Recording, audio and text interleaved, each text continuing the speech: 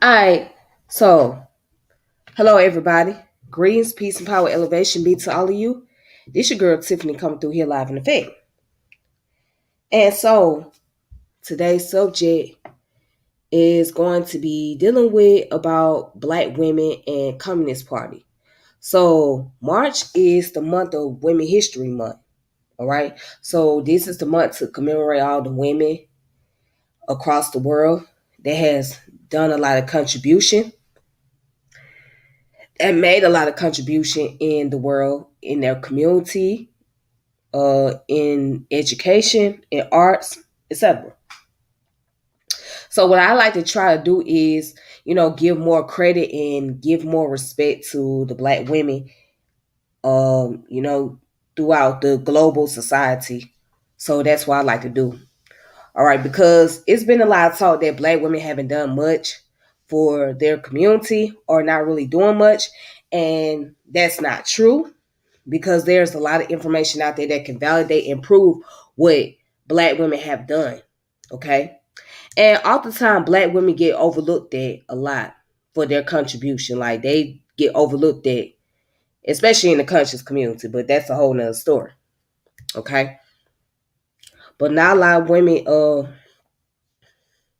earn their respect like they should. Okay. So what I'm going to do is I'm going to get into the subject about Black women in the Communist Party. If you guys don't know much about communism, basically to just break it all down, communism deals with the concept of putting focus. It's a political movement, right? That put focus on all oppressed people and bringing equality for all oppressed people. Okay, so at that time, right between the 30s all the way up to the 70s, the Communist Party organization was a way to rebel against capitalism. They were very anti-capitalist. So they wanted to do something that will focus on all oppression. So I'm going to get into the article why Black women joined the Communist Party. And I have some books that I want you guys to read. But we're going to be talking about Louise Thompson. Louise Thompson Patterson. That's who we're going to be discussing over. All right, so I'm gonna go ahead and get started. Make sure you like and subscribe to the channel, hit the notification bell, share the channel, all that great stuff. Okay. So let's see.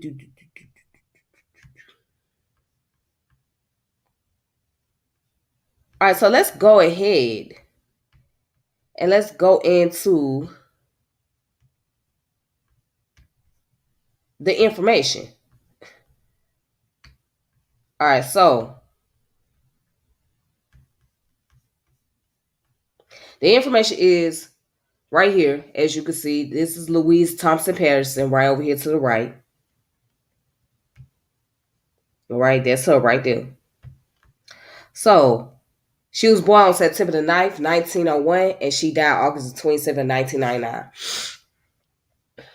She was an American socialist activist and a college professor.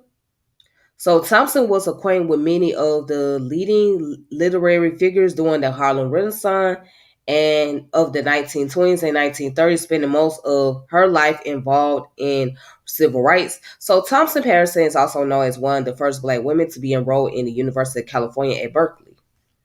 All right, so she was born in Chicago, Illinois. She graduated from the University of California in 1923. She became a professor at the well-known or renowned Hampton Institution, a historically Black college in Virginia, by the age of 22, and she worked there for 5 years. Okay, so she had moved to New York and to join the bourgeois artistic community in Harlem. When she first went to New York, she pursued social work, but eventually she became a central figure in literary movement. So it goes on to talk about the transnational activism. So she organized a number of protests and opened one of the premier Harlem salons. She became best known for her close friendship with the Arthur Langston Hughes. Both admired the Soviet system of government. So Thompson founded a Harlem chapter of the Friends of the Soviet Union in 1932. So the American Communist Party selected Thompson to organize a group of 22 Harlem writers, artists, intellectuals to create a film about discrimination in the United States for a Soviet film company. Many important individuals of the Harlem Renaissance was part of this group, such as Arthur Dorothy West and Langston Hughes, after the project fell through due to lack of funding and pressure from the U.S. business officials to pull away from the future diplomatic relation with the Soviet Union. Thompson and Hughes returned to the United States found to found the Harlem Suitcase Theater, which presented plays written by Hughes and other black writers, feature all black cast. In 1932, Thompson led a group of African American actors who traveled together to visit the Soviet Union. All right. So it talks about the domestic activism. So where she taught at Hampton Institute, right? She led a student uprising against the predominantly white administration paternalistic policy. Okay. And also, or is it panel? Yeah, paternal. Yeah, I said it. No, not paternal. Paternalistic. Throughout the protests on each Sunday afternoon, the African American students that attended Hampton constantly sang old time plantation songs towards white visitors. So afterwards, Patterson was quite unwelcome at the institute. This forced her to move to New York City, rapidly becoming involved in many of the Harlem Renaissance. All right. So due to their affiliation and being members of the Urban Institute, okay, they helped fund her career at the New York School of Social Work. All right. Okay, so paternalism is an action that limits a person's or group's liberty or autonomy and is intended to promote their own good. So paternalism can also imply that behavior is against or regardless of the will of a person, or also that the behavior expresses an attitude of superiority. So paternalism or paternalistic and paternalist has been used as a pejorative, for example, in the context of societal or political realms of reference. Okay. All right, I knew I was saying it right the first time. So there's different types. So it's the soft paternalism is the view that paternalism is justified only if an action to be committed and involuntary, right? So John Stuart Mill gives the example of a person about to walk across a damaged bridge. One cannot tell the person the bridge is damaged as he does not speak our language. According to soft paternalism, one would be justified in forcing him to not cross the bridge so one could find out whether he knows about the damage. If he knows and wants to jump off the bridge and commit suicide, then one should allow him to. Hard paternalists say that at least sometimes one is entitled to prevent him from crossing the bridge and committing suicide. Then you got the pure paternalism. So pure paternalism is paternalism where the person having their liberty or autonomy taken away are those being protected. And pure paternalism occurs when the class of people whose liberty or autonomy is violated by some measure is wider than the group of persons thereby protected. And then there's another one, moral and welfare. So moral paternalism is where paternalism is justified to promote the moral well-being of a person, even if their welfare would not improve. Okay, so for example, it could be argued that someone should be prevented from prostitution if they make a decent living off of it and their health is protected. And moral paternalists will argue that it is ethical considering they believe prostitution to be morally corrupting. Okay, so basically, according to that definition, paternalism, right, was a act as being dominant over a certain group of people, giving like certain group more privilege and more power, and giving them more rights to do certain things, right? So that's where the paternalism come in. Okay, now let's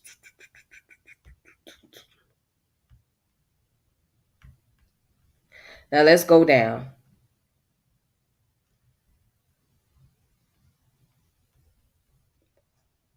Um, so it talks about her marriage.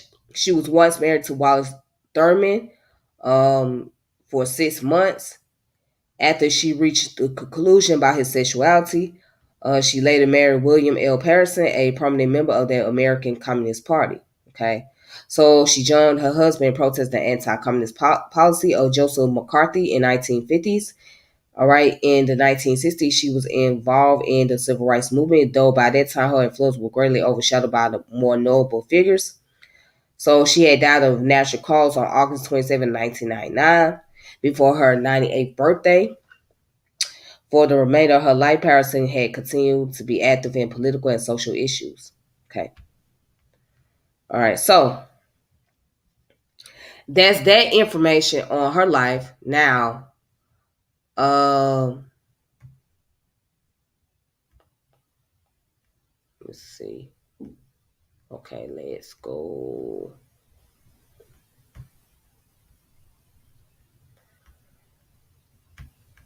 All right, so let's go over here where there's an article explaining why black women joined communism. All right, so right here, the article is called Why Black Women Joined the Communist Party. So during the Great Depression, communists took to the streets to fight racism, poverty, and injustice. Among them were black women. Okay. So during the 1930s, the New Deal's efforts to drive economic recovery had a dirty, not so secret. To get the support and votes of Southern whites in Congress, President Franklin Roosevelt had to water down relief efforts for African Americans. Even with programs that attempted to be race blind, the South's white administrators did their best to deny federal assistance to African Americans. Discrimination and segregation was still the name of the game, even in economic collapse. All right. So, in response to the grim condition of the Great Depression, which exacerbated already terrible condition for many African Americans, some black activists turned to radical venues. Some joined the Communist Party of the United States of America, including notable African American women. So, historian LaShawn Harris explored their motivation. Many working class black women looked to the CP and other militant groups for assistance in confronting the day to day problems of unemployment, unfair relief, distribution, and persistent race based discrimination. Okay. Then it goes on to say that until fairly recently, historians have glossed over what Harris called the dynamic roles of African American women within the CP. Okay. That's the Communist Party. Citing the growing literature, Harris looked into the experience of many African American women who came from various socio-economic backgrounds and geographical regions and who possessed varying levels of political experiences and education who became CP activists in the 1930s. So then it goes on to say this required courage for one thing. It meant deifying social expectation for black women at the time. By transcending middle class notion of respectability, Harris right, African American women's leaders within the CP offer alternative images of female reform demonstration, demonstrating their willingness to embrace radical strategies for relieving the suffering that workers, male and female, black and white, experienced during the Depression decade. The reason the party appealed to some African American women was the that it made a point of campaign against racism, inadequate relief payments, and unemployment, and for uniting blacks and white workers. Communist organizations like the League of Struggle for Negro Rights and the Unemployed Council were focused on activism. They did things on the street. You could call on them when the eviction notice came. So the International Labor Defense, another CP group, helped in the decade-long legal defense of the Scottsboro Boys, 9 African American teenagers sentenced to death for rape, which galvanized African American support for the CP. Overseas, the Soviet Union seemed to have enlightened views towards minorities, and the Comintern, which is Communist International, endowed the struggle of African Americans with unprecedented dignity and importance. All right, so then it goes on to say Harris noted that African American women in both the rural South and the urban North felt empowered by party membership. Black communist women flipped the script on the way African American activist women were supposed to act. Respectability was the key to traditional activists who sought to counter racial stereotypes. This did not include making street corner speeches, leading boycotts, or joining picket lines, things communist women, sometimes against the wishes of communist men, black and white, were at the forefront of. All right. So now let's go over. Okay.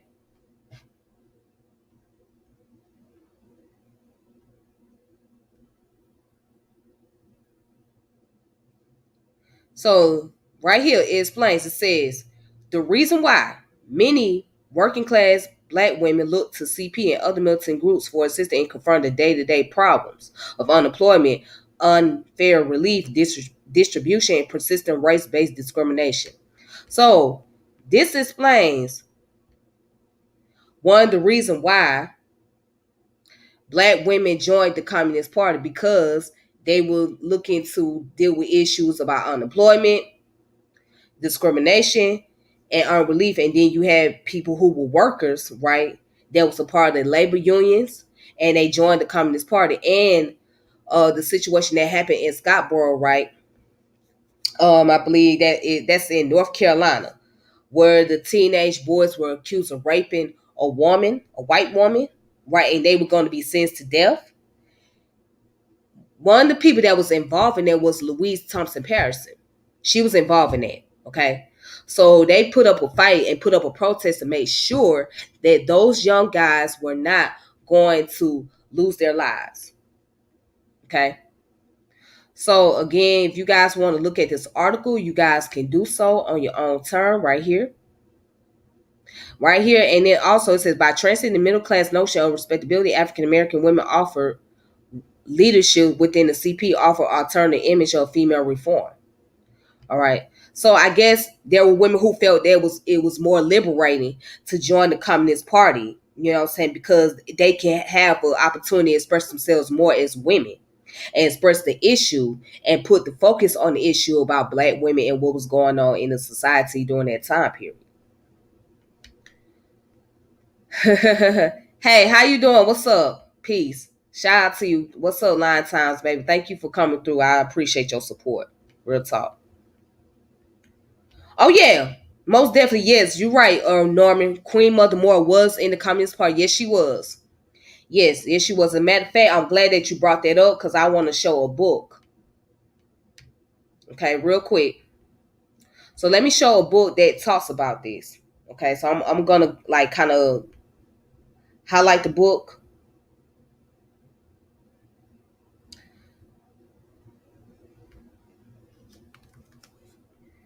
So this book is what I recommend you guys to get if you don't have it.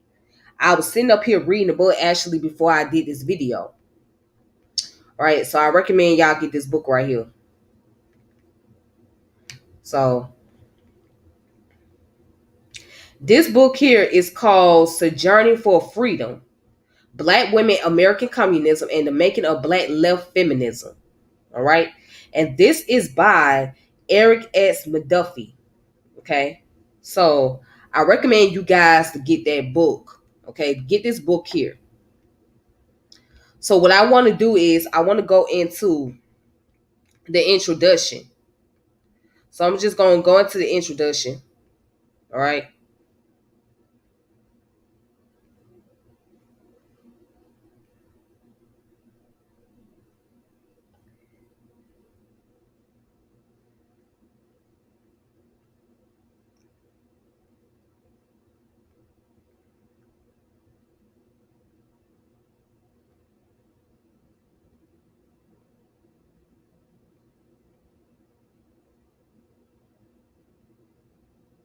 All right. Here we go. Okay. So I'm going to start off where it says by Black Left Feminists. All right. So I'm going to show y'all the session. That's the session I'm on right there. Okay.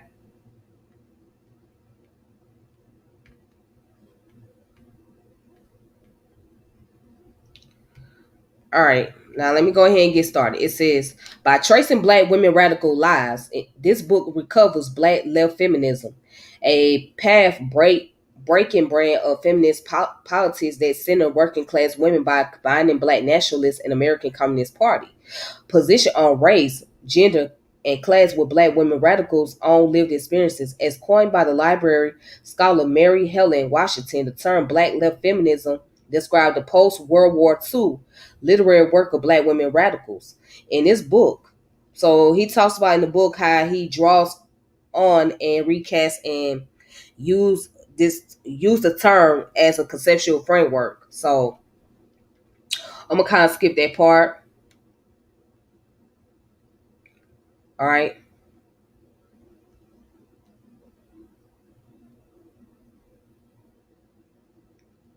So it goes on to say Black left feminists also provide a lens for appreciating the contours of 20th century Black feminism and intergenerational linkage between African American of the old left and Black feminists of the 1960s and 1970s, right? So it says the Black left feminists' key historical significance rested in their formulation of a theory of triple oppression. So emphasizing the connection among race, gender, and class oppression, the theory posed that the eradication of one form of oppression requires the concurrent dismantlement of all types of oppression. This conceptual framework, now referred to by feminist scholars as intersectionality, is most commonly associated with Black feminism of the 1970s, arguably most powerfully articulated in the Black Socialist Feminist Manifesto in 1977. The Combahee River Collective Statement. So it also goes down to say by analyzing the relationship between race, gender, and class, Black left feminists counter prevailing assumption within the Communist Party USA and the Black left that constructed the worker as a white male factory laborer, the working woman as white, and the shop floor as the determinant of class consciousness. So instead, Black women of the Communist Party USA recognize how Black women's employment as domestic in white women's home, their subjugation to racialized sexual violence, and the denigration of their body and reputation by their oppressors. All right. And the intraceable issues facing diasporic communities, very survival, were critical in shaping Black women's maternality and consciousness, giving Black women's location at the was it interstice? Yeah, the interstice of multiple oppression. Black left feminists charge that Black women across the African diaspora, not white working class men, represent the vanguard for transformative change globally. In doing so, Black women radicals attempted to rethink Marxism, Leninism, and recenter the communist left by advancing Black working class women concern as central, not peripheral, to Black and women's liberation and the world revolution. For these reasons, Black communist women devoted special attention to organizing and protecting Black working class women and to forging transnational ties of political solidarity with women across the Black diaspora and beyond. All right. So, and that's a good thing you brought up Claudia Jones. So Claudia Jones, and and I'm glad you brought her name up, brother. Let me tell you why. So Claudia Jones was a Trinidadian, okay, in America, but she was a communist. She was part of the Communist Party. So the reason why I brought that up because we seem to have those who don't believe that there is a correlation or there can be a relationship between those in the United States and those in the other part of the diaspora, right? And also those over there in the continent. So what we will see here, especially during the 30s and 40s, when people start talking about civil rights movement and start talking about the Communist Party with Black people and stuff like that, they don't mention that it was not only the African Americans that played a part in the civil rights, but also the Afro Caribbeans as well, and the Afro Latinos as well. You know what I'm saying? That played a part into the civil rights movement and all the other activism and political movements out there.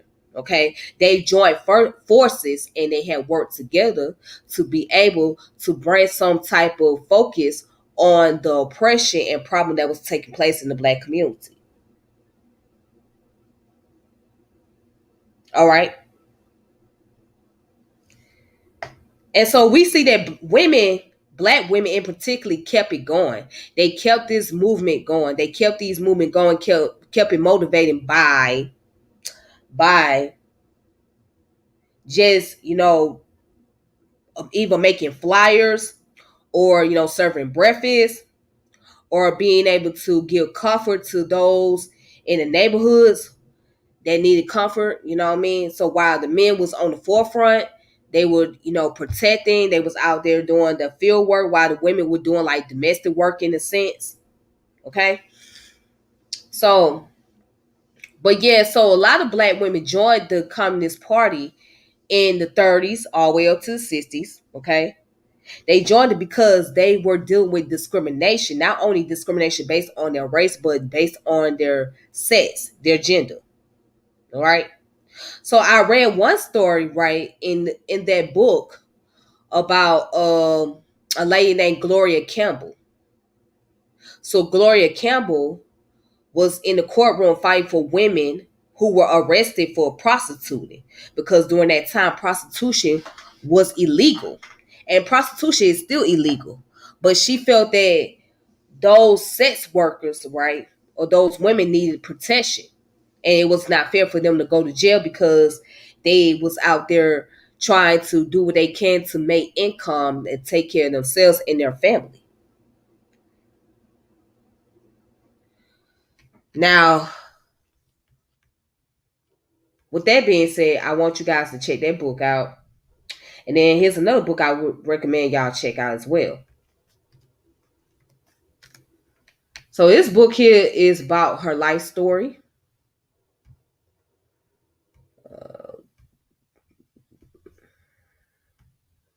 Let's see. So this book here,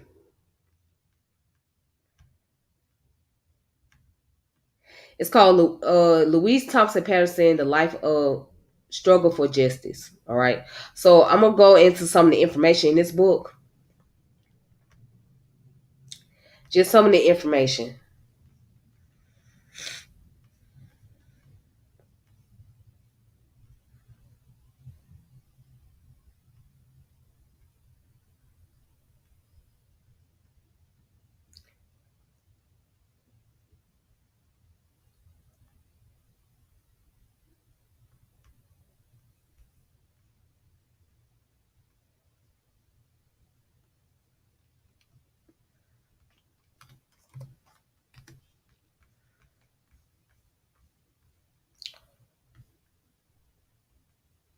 All right, so let's go into the intro. That'll be better. I'll do the introduction instead. All right, so right here, what you guys gonna be seeing me read from is the introduction.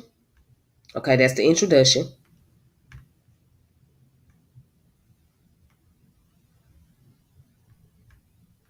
So in this intro, let me try to zoom this up a little bit. All right.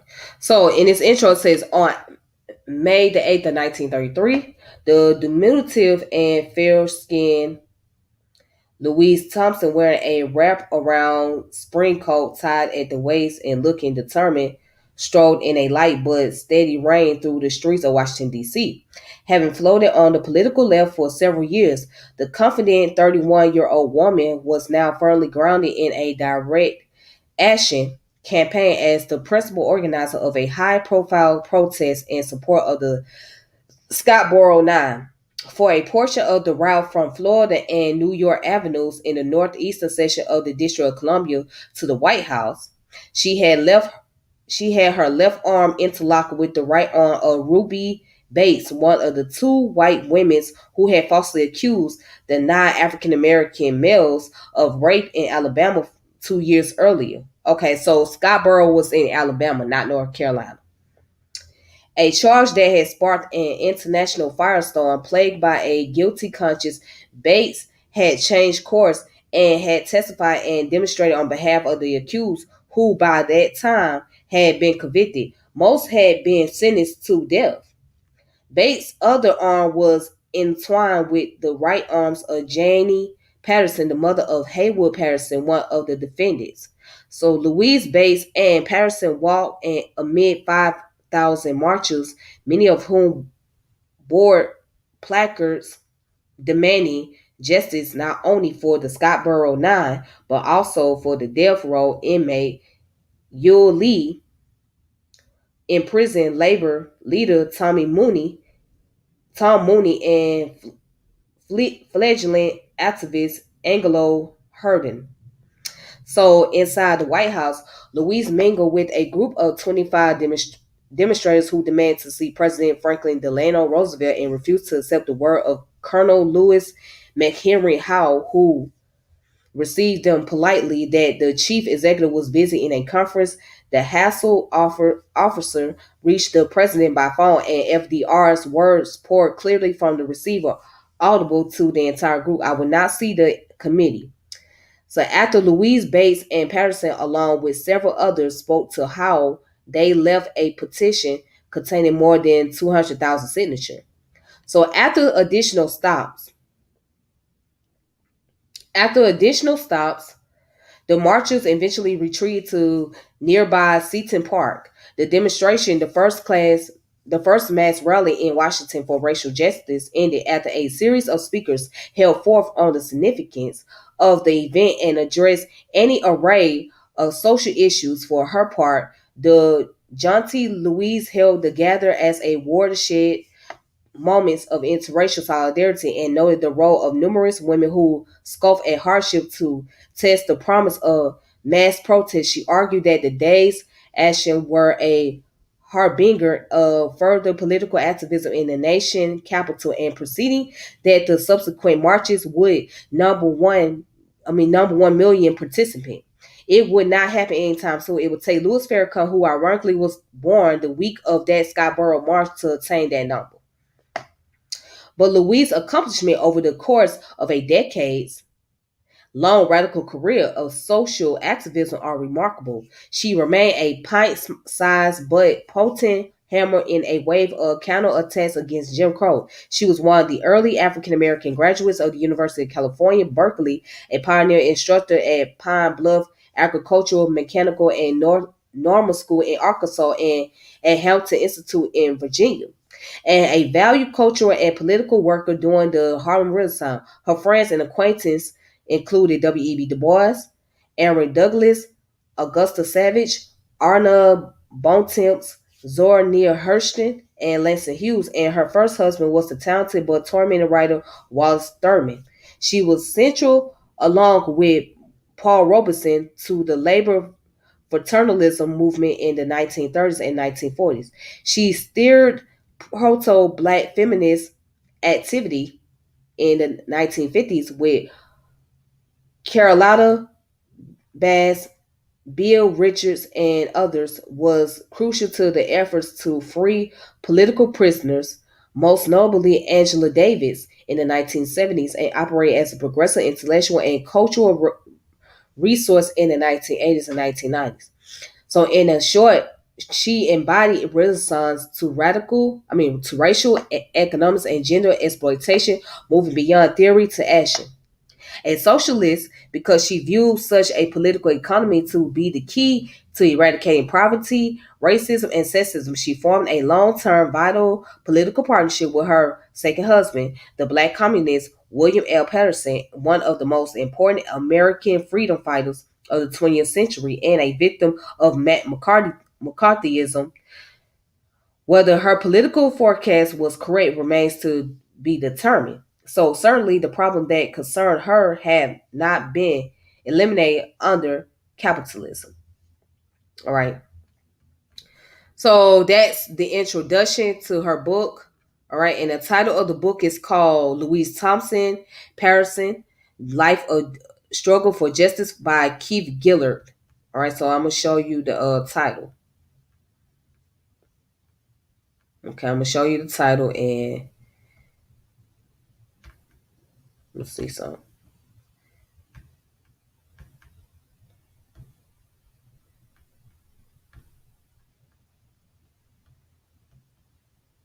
All right, so right here, that's the title of the book, and I recommend you guys get that. All right,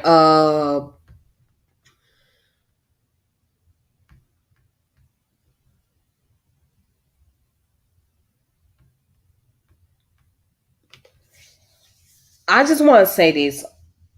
So,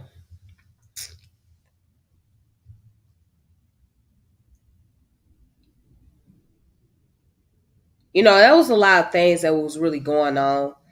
Um, a lot of movement. So, activism is a great thing. Activism really shows that it has helped out in some ways. Now, the form of activism that we know today is not doing as much work. You know what I'm saying? It's not as radical as it compared to what it was in the 30s and the 40s. All right, because that's when you dealt with the Jim Crow laws during that time period, especially in the South. All right, so any black people challenged the Jim Crow law, they was bound to two things: either they was bound to prison or they was bound to death. So yeah, they put up the challenge for that. Give me a moment.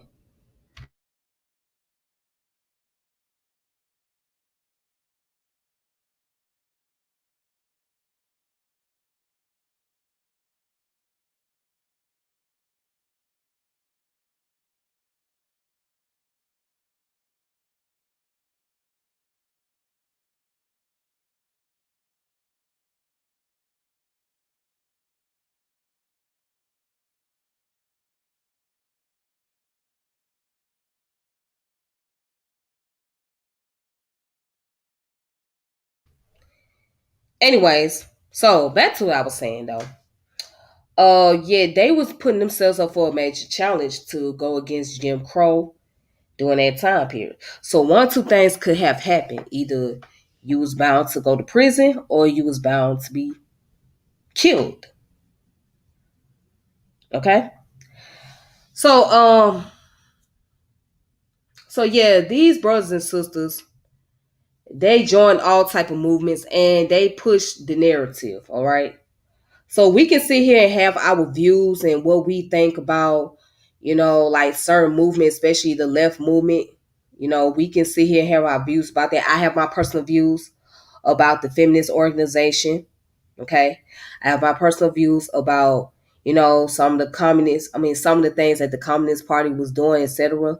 But at the same time, I can say that I can appreciate those movement for coming around because it gave us the opportunity to be able to say, okay, we can put up the fight. We could continue. It was like an inspiration for us to, for our generation, for our people to, in this modern time period, to get involved into the activist movement, get involved into the liberation movement and whatnot and what have you.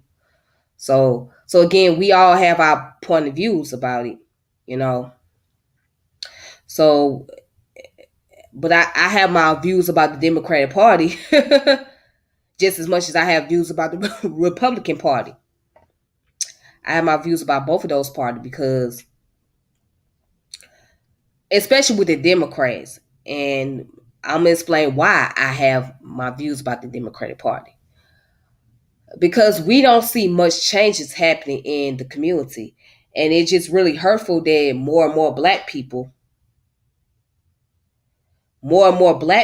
are told to continuously to vote this one particular party. But it's like, okay, how many changes do you see? Because it was a lot of things that has happened under the Democratic Party, as I mentioned in one of my videos. So what we see here in most cities that are predominantly black, right, that are ran by Democratic leaders, Democratic mayors, city council, etc. And not to mention, about good 50% of them are black. So we see the war on drugs, the war on poverty,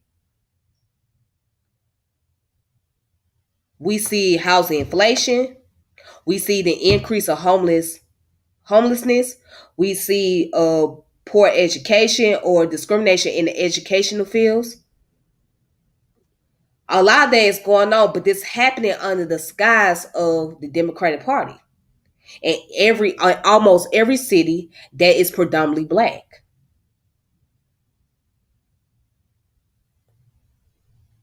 Now, and then it makes you wonder, well,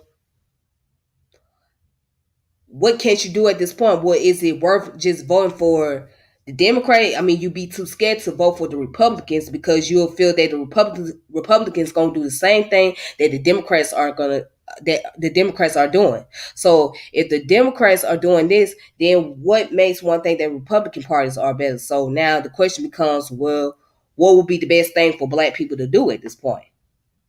Start their own political party. Okay, you start your own political party, but how do you get the majority votes? How do you gain enough support system? How do you gain enough support system from these political parties?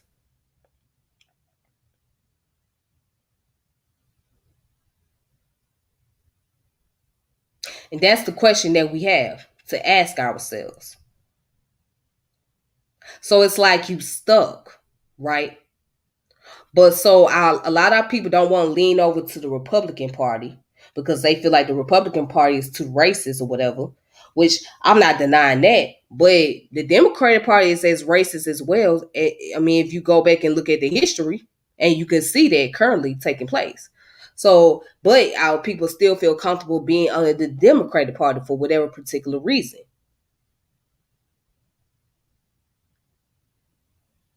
All right. But that's either here or there. Let me see. Let me read the comments. None of these none of these effort help our party in any way or help our people in any way. Well, I mean, it was an attempt. It was an attempt. Now, whether we agree to disagree with whatever they did as far as like what their goal were and like what certain things were taking place and certain issues they were focusing on, it created a platform and it opened up more doors for people to get involved into activism and show that you can put activism out there. One thing people got to understand, okay, when it comes to activism, right, it is very complicated. It is not something easy to do. You really putting yourself at risk. Your life is on the line. Your life is on the line. It's not like you get some type of, and a lot of people that join or that are in the activist world, right? I'm talking about with boots on the ground that's actually doing the activism, are those that are either working class or the poor. And a lot of them are not getting paid to do the work because their focus is not so much of getting money for themselves, but they're more so focused on their people. They're focused on the cause. That's what they focus on. Now you got the counter revolutionary activists out here that get paid millions of dollars, and we all know who they are. We ain't gotta say no names, but these people get paid millions of dollars to come and speak to the public, right? To give a soapbox and tell us, especially when it comes time to protest against police brutality, they tell you to calm down. They tell you don't go out there and riot. They tell you not to do this, do that, wooty wooty woo. And these people getting paid buku money. You don't see these people no more until the next event happens. So those are counter revolutionaries. But the people that's actually putting their foot on the ground, that's actually out there fighting on a consistent basis, their lives is at risk. Their lives is in danger. They're not getting as much protection. These people go through health issues.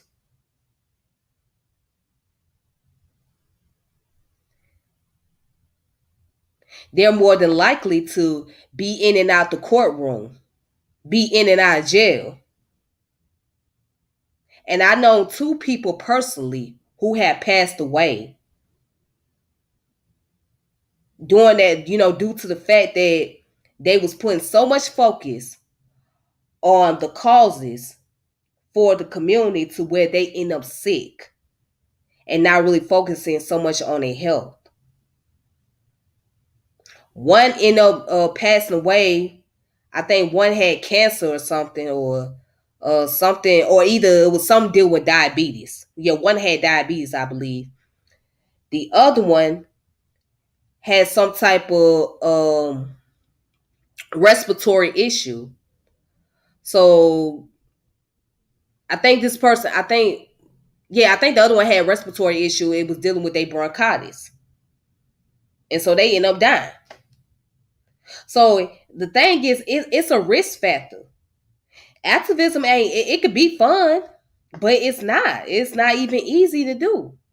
It takes so much work and dedication, and you have to deal with the pressure. The pressure, you got all kind of odds against you. Not only the opposition that you're dealing with, but the people in your circle who's supposed to be your support system. You have to deal with them as well, because you never know that some of them could be informants, or there's some of them that could be envy of you, and they're going to try to do whatever they can to slander your name and get you out that position that you're in. So they want to take over your spot and get some type of recognition, aggrandizement or ego, or as Dr. John Henry Clark used to call it, ego starvation. So you will see people that suffer from ego starvation just to make themselves feel accommodated.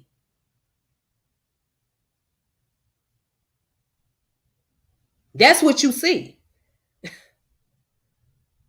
All right. But anyways, so I got one more article that I want to show y'all before I close it out. Okay. And then I'm going to let's look at this article right here. All right, so this article is the Black Perspectives. And this one is written by Sharice Burden Stilley. So shout out to the sister Sharice Burden Stilley. If you guys have not get a chance to, please check her out on Instagram. Her Instagram page is Dr. CBS. That's what she go by, okay? She always posts up great books that's dealing with political movements, African Americans and political movements, social movements, etc. So you guys need to check her page out. If you have an Instagram page, look up her information and look at all the different books, recommendations she has. A very phenomenal woman. And also you can also check out her interviews. Very intelligent, very a wise sister. So y'all need to check her out. But anyways, she wrote this piece in Black Perspective. She talked about Louise Thompson Patterson and Black radical politics. All right, so this came out in 2018, May 12th of 2018. All right, so this is Louise Thompson Patterson in Berlin in 1960. All right, so it goes to say that on September 16th of 1984, exactly 1 week after Louise Thompson Patterson turned 83 years old, and extravaganza was held in her honor. It was a birthday celebration, a commemoration of her tireless activism and farewell party for after 2 stints in New York that amounted for 47 tumultuous yet productive years touching every progressive political cause. She was departing from the New York scene. In a speech entitled In the Great Tradition of Black Womanhood, friend and author John O. Killings paid tribute to Patterson's life as an educator, organizer, intellectual, and paragon of political activism. Keith Gillard's illuminating biography, Louise Thompson Patterson, A Life of a Struggle for Justice, is in many ways the full elaboration of Killings' testimonial. So one approach to retrieving and reconstructing the lives of Black radicals in the harm by biographical method, which uses individuals, actors to eliminate global and social forces, international relations, and processes of repression that erase or distort their contribution. Reversing this analytical approach, Gillard used a great woman interpretation to chronicle how global and local events and personal and political relationships and triumphs and tribulation impacted Patterson's life of struggles for justice. The chapter organized chronologically elucidated how each era of activism inaugurated Patterson into a great tradition of black womanhood grounded in communist inflicted advocacy for labor, radical culture, and black freedom.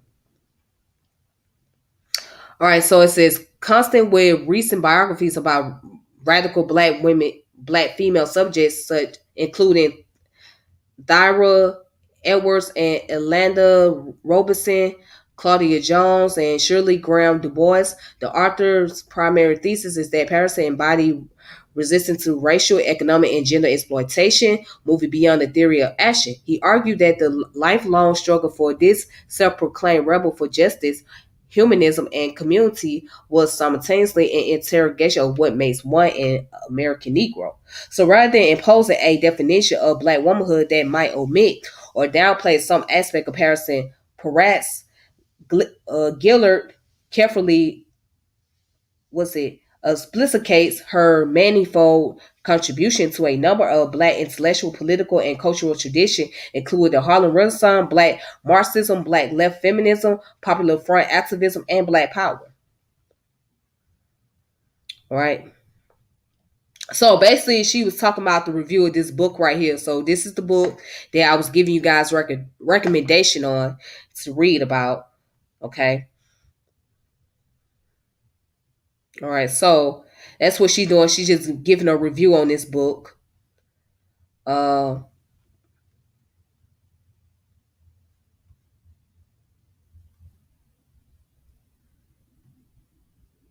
yeah. So I just don't. So I'm not gonna go any further, but I just want to read some of these pieces here. If you guys want to read more into this article, you can. It's called Black Perspective. And just look up Louise Thompson Patterson and Black Radical Politics by Sharice Burden Stilley. Okay. All right. So now I want to go ahead and close it out, but I want to see if I can read some of you guys' comments because I'm not able to see the comments on here at times. So I'm going to look on my phone and see if there's any comments on here.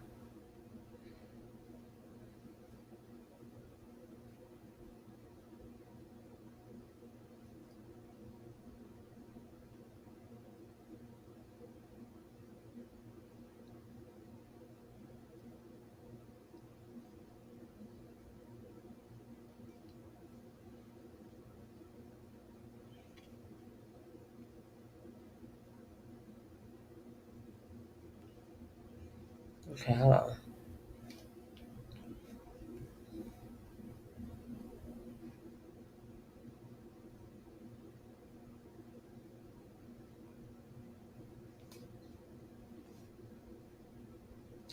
All right, so hold on. Let's see if I see any more comments.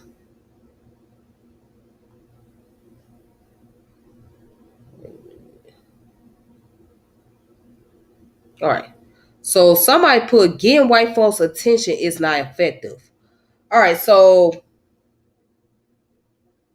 okay, well let me explain this. I can understand where you're coming from, Sakara. I can understand where you're coming from, brother. I get how you feel about that. It's really not effective, but it's enough to address the problems, right? It's enough to show exactly what is going on. So for them at that time, you have to look at this as well. For those individuals during that time period, they felt that it was the only way and it was necessary. So they felt the only way they can go about doing that is to join, something like a political movement such as the Communist Party of the United States of America. Okay. They felt that that was the way to get the issues addressed and get the attention of those in the white society to understand the importance of the understand the issues and the crisis, focus on the issues and the crisis of those who have been oppressed in the community. So it was no other way for them to really do things. It's like they had their hands tied. So I get what you're saying, and I do go. I understand where you're coming from. I respect where you're coming from that, because we gotta do so much more. We have to be able to organize to where we can put more focus on building a group economics in our community. You know what I'm saying? So I get what you mean. You know what I'm saying? Because I understand exactly where you come from. I mean, you gotta be able to build group economics. You gotta be able to, build your community up and build some type of infrastructure. You know what I'm saying? So I understand. So I'm with you on that part. But for them, they just felt like, okay, well, we gotta do something else too. We can't just do this over here. We gotta also get these people to see what is going on and get and see that this is the problem. Like they are the problem. The system is the problem. You know what I'm saying? They feel like the system is the problem, they the problem, and something gotta be done. So yeah, it looks like they begging. In a sense they are, but they're not really begging. They basically demand that, hey, we need resources over here. We need things to be taking place over here. We need to have people focus on our issues. We need attention over here. We dealing with too much oppression. We not really getting enough opportunity. You say that we getting this. You say you're gonna help fight against this. You say you're gonna give us more opportunity, but you're really not doing it. You're not following through. So what's gonna take for us to get your attention? And that's what they felt like doing. They just had to come up with political movements and social movements to actually put focus on what was going on. So again, I totally understand your argument. I totally understand you. I totally get what you're coming from. Because you gotta do much more. It's like basically how Booker T. Washington was. It was more like that Booker T. Washington versus W.E.B. Du Bois situation. Booker T. Washington said, hey, basically we gotta do more for self. You know what I'm saying? We gotta put focus on building up our community and building up infrastructures. Right? We can't just sit around and wait on the handout. We just gotta go and get it and build those infrastructure up. All right. That was Booker T. Washington. Whereas W.E.B. Du Bois said, well, it's not enough to just build up an infrastructure in our community. We also got to get involved in the political process and go about bringing reforms for our community as well. So both of them had an argument. Both of them had a perspective. You know what I'm saying? So, but again, I understand your argument. I understand your position. But I appreciate you giving your commentary on that. I really appreciate it. But let me see. Maybe as a matter of fact, if you want to come on here, I got the link in the chat for you if you want to come on here. That's up to you totally. So if you want to come on here and state your point of view.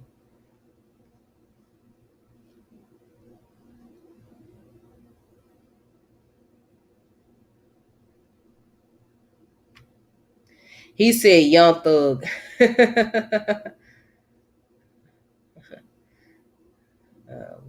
Okay. All right, so let me see if I have any more comments. Okay, well that's fine. That's all fine and dandy. I really appreciate, but I appreciate you, being able to come on here and watch and give your commentaries and your thoughts and your point of view. I really appreciate that. But that's fine though. Maybe next time though. Maybe next time. All right. So other than that, that's all I have.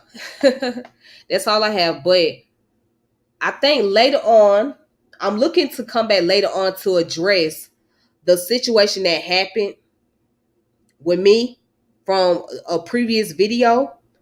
I want to address that video. I want to address the whole thing, you know. But I will do that later on. So until then, I'm about to go ahead and get off of here. I hope you guys have a good one, and I appreciate you all watching. So make sure you like and subscribe to the channel. Hit the notification bell. Share the channel. And until next time, you guys take it easy. Peace and power, elevation be to all of you, and y'all have a good one. So thank you and deuces. All right.